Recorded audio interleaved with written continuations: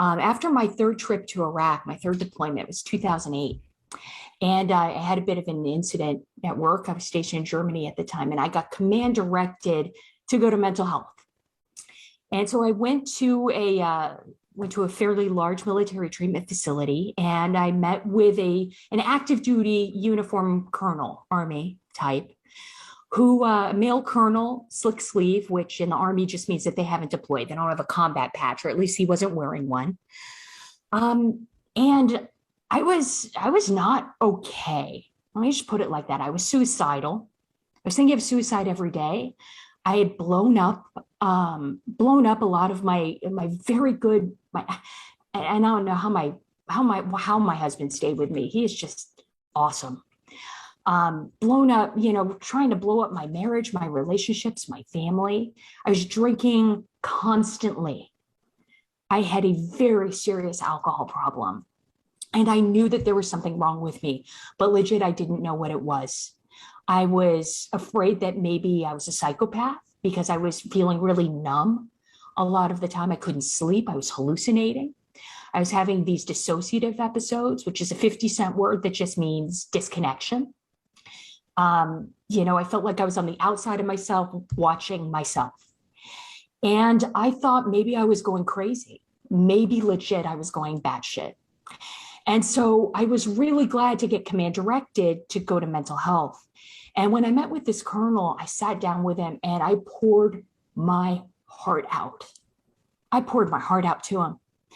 And I told him everything. And at the end of the session, he sat down and looked me in the eye and he said, "Gosh, Virginia, I can tell you're really suffering, but there's nothing that I can do to help you if you don't choose to be honest with me." And I was more than confused by that. So he went ahead and clarified. He said, we all know that women don't serve in combat. So just totally disregarded everything that so you pour your heart and soul, and in your mind, like, hey, this could be my chance to get help. Like, this could be it. And one shot. And this person whose job is mental health could have got you killed with that sentence. I mean, really. Well, I'll level with you. I wasn't doing well before that, and I definitely didn't do well after that. I felt belittled, dismissed. I felt like I was really kicked in the face. I was kicked while I was down. And what made it worse and what made it was just this sense of betrayal. And because it came from another service member. I think if it had been a civilian doctor, I would have been mad anyway. I know myself. But it was just a kick in the teeth. And I really seriously at that point considered giving up. I was like, you know what? This is my life sentence. I can't put my family through this. It's just better to just schwack myself, better to take myself out of the equation. It's better for everybody. And that was the thought that was going on in my head. And it was at that moment that I realized I kind of had my come to Jesus moment. And I realized that if I don't figure this out, like legit figure this out, this is going to kill me. I'm either going to kill myself or my mental illness is going to kill me. I enrolled in graduate school because I didn't know what else to do. And I was like, well, we'll figure it out. And that was 13 years ago. So, fast forward 13 years, and here I am talking with you, and I've had the privilege of walking this journey with over 1,000 service members and veterans. And what I have discovered, Josh, is that unfortunately, my experience wasn't really an exception. And that's especially true for women, persons of color, and people who identify as queer. The idea that somehow I don't have PTSD because. And even though, I'm a combat veteran, I'm very proud of that.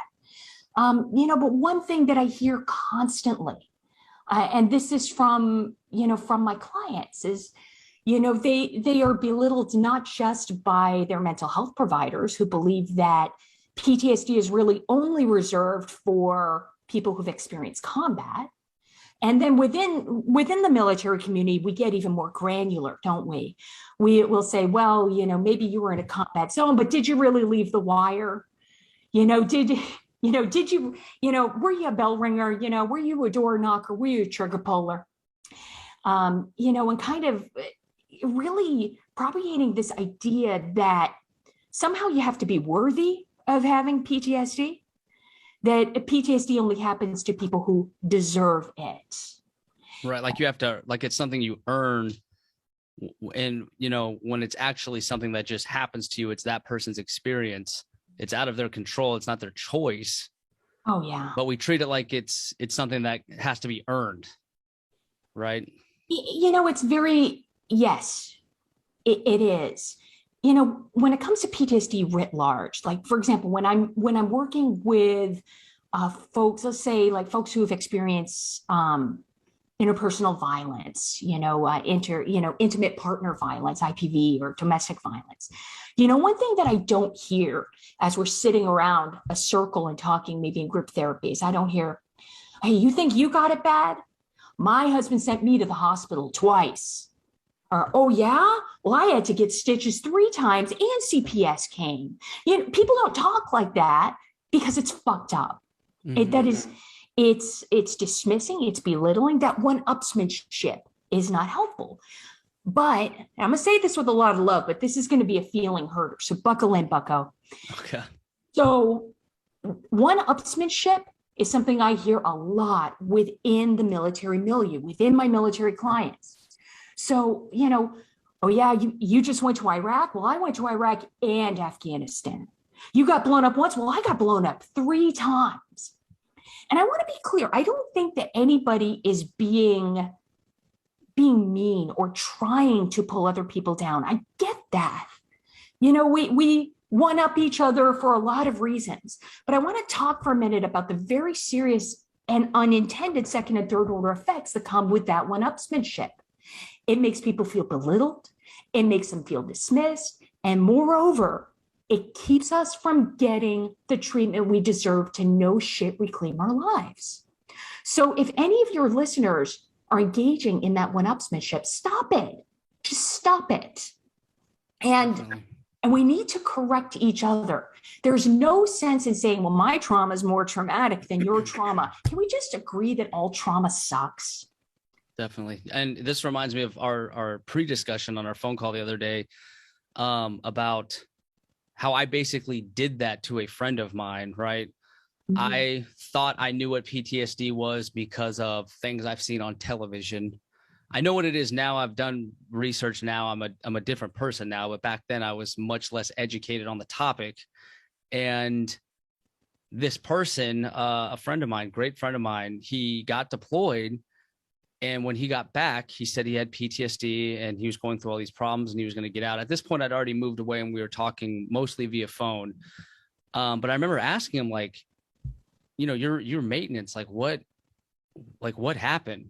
And what he told me happened was that he was age on the flight line. So he's dropping off the equipment to the aircraft and these sirens would go off from time to time, alerting everyone to get off of the flight line. And every so often he would get that message ahead of time with the radio that he had because of the job that he had. Mm-hmm. He just coincidentally had this information a little bit sooner. And he was trying to basically get them off the flight line himself before this alarm went off because he already had the information. Wow. And they told him, you can't do that. And it was that situation that pushed him over the edge. It was that he felt that was an unethical thing for them to tell them that he cannot do. And that's what led to his PTSD. And I remember hearing that, and why I feel terrible about it is because I didn't say this to him, but I basically didn't believe him. I thought, what? No one's shooting you. Like, okay, a siren went off. You can't tell. Like, I didn't get that was such a betrayal on his ethics and that his life really was in danger. And he felt helpless to help these people. And that really is traumatic. But because I didn't know what PTSD was, I thought it was like being a Navy SEAL or something to that effect. I totally disregarded it. And I'll tell you, the moment I knew he was telling the truth was I actually got to meet up with him a few times in person. And I wasn't sure if he was putting on a show or not. I wasn't sure if he was acting differently on purpose or if it was out of his control. I couldn't tell, but he was definitely odd. and he was definitely different. Something obviously happened to him, you know, and it still didn't hit me then. What it hit me when, you know how Facebook brings up memories of like Oh, pictures, past videos and yeah. pictures. And what I loved about this guy, he was younger than me, but what I loved about him was just like how optimistic he was. Like he just seemed like this kid right out of high school with his whole life ahead of him. He Mhm. was he had a great sense of humor. He seemed like life had not tainted his mindset yet. And that's what I loved about him, right? And when I saw this video of his old self, of how happy he was and how natural and comfortable he was, to the person that I saw in the present, who was super uncomfortable and obviously traumatized, seeing that old video legit brought me to tears watching that video, because I knew that this kid got screwed up and I didn't believe him. And I saw the before and after, and it broke my heart. It really did. I'm really sorry that was your experience. That sounds really hard. Definitely. He is doing good though. For anyone listening, he's doing much better. He has a family. He trains service dogs, and he's doing the best he can. And now you know better and you do better. You know, and you even Absolutely. have this amazing platform to help other people to know better and to do better. You know, this is hard. This is hard. Not believing survivors is unfortunately nothing new. I mean, shoot, we were just, you know, I think if the Me Too movement taught me anything,